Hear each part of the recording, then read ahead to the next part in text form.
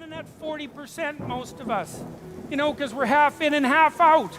And it's not surprising because life is difficult. It's like, well, what if you were 90% in or 95% in or all in? Because you're all in anyways, right? It's a life and death game. No one gets out of this. Everyone dies. You might as well commit yourself. Well, people don't do that. They don't sit down and think, all right, let's figure it out. You've got a life. It's hard, obviously. It's like 3 years from now, you can have what you need. You got to be careful about it.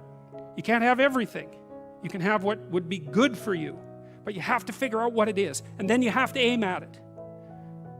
Well, my experience with people has been if they figure out what it is that would be good for them, and then they aim at it, then they get it.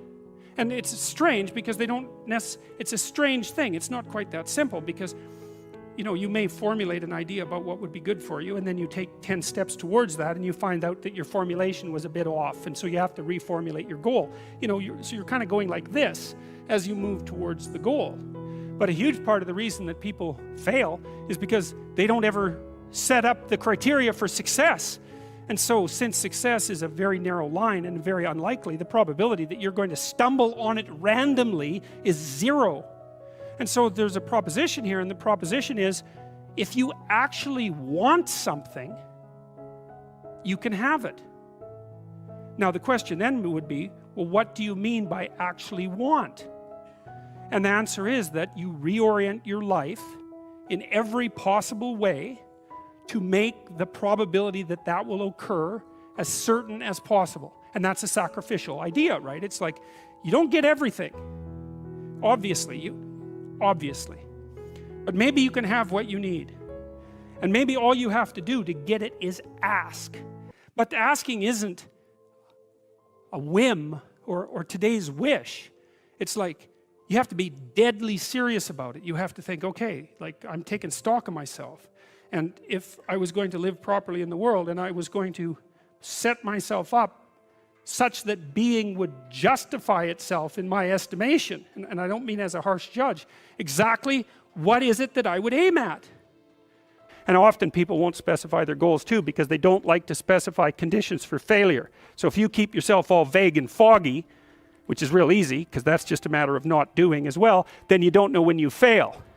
And people might say, well, I really don't want to know when I fail because that's painful. So I'll keep myself blind about when I fail. That's fine, except you'll fail all the time then. You just won't know it until you've failed so badly that you're done. And that can easily happen by the time you're 40. So I would recommend that you don't let that happen. So that's willful blindness, right? You could have known, but you chose not to. Okay, so once you get your goal structure set up, you think, okay, if I could have this life, it looks like that might be worth living, despite the fact that it's going to be, anxiety provoking and threatening, and there's going to be some suffering and loss involved in all of that. Obviously, the goal is to have a vision for your life such that all things considered, that justifies your effort. Okay, so then what do? Well, then you turn down to the micro routines. It's like, okay, well, this is what I'm aiming for. How does that instantiate itself day to day, week to week, month to month? And that's where something like a schedule can be unbelievably useful. Google Calendar. It's like, make a damn schedule and stick to it. Okay, so what's the rule with the schedule? It's not a bloody prison. That's the first thing that people do wrong. They say, well, I don't like to follow a schedule. It's like, well, what kind of schedule are you setting up? Well, I have to do this, then I have to do this, then I have to do this, and then I just go play video games because who wants to do all these things that I have to do? It's like, wrong. Set the damn schedule up so that you have the day you want. That's the trick. It's like, okay, I've got tomorrow. If I was going to set it up so it was the best possible day I could have, practically speaking, what would it look like?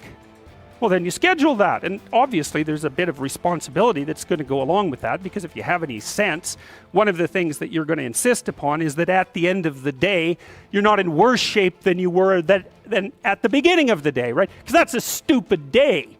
If you have a bunch of those in a row, you just dig yourself a hole and then you bury yourself in it. It's like, sorry, that's just not a good strategy. It's a bad strategy. So maybe 20% of your day has to be responsibility and obligation, or maybe it's more than that, depending on how far behind you are. But even that, you can ask yourself, okay, well, I've got these responsibilities. I have to schedule the damn things in. What's the right ratio of responsibility to reward?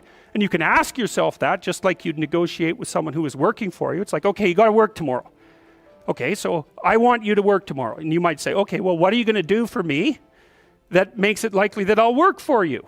Well, you could ask yourself that, you know.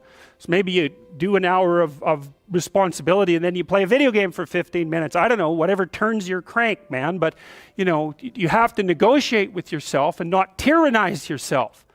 Like you're negotiating with someone that you care for, that you would like to be productive and have a good life. And that's how you make the schedule. It's like, and then you look at the day and you think, well, if I had that day, that'd be good. Great. You know, and you're useless and horrible, so you'll probably only hit it with about 70% accuracy, but that beats the hell out of 0, right? And if you hit it even with 50% accuracy, another rule is, well, aim for 51% the next week, or 50.5% for God's sake, or because you're going to hit that position where things start to loop back positively and spiral you upward.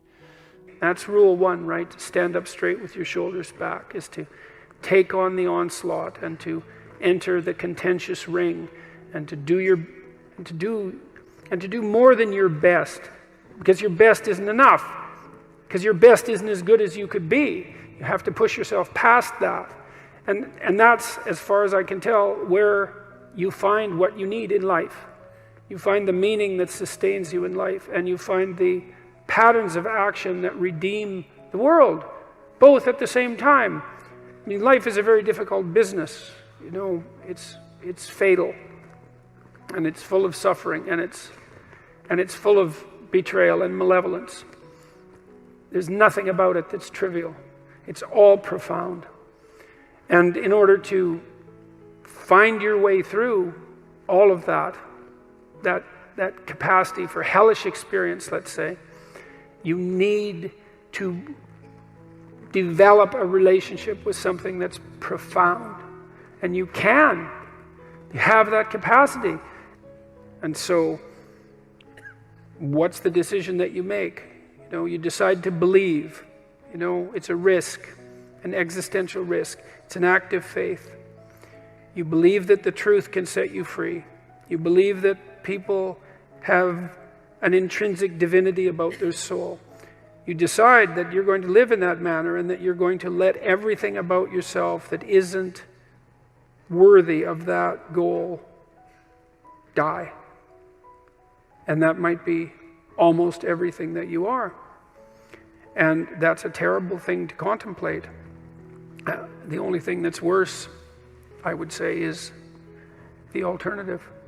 Because the alternative is the sorts of hells that we managed to produce around us, and that we produced with particular expertise during the totalitarian regimes of the 20th century. And it would be a good thing if we decided collectively and individually not to go back there again. Thank you.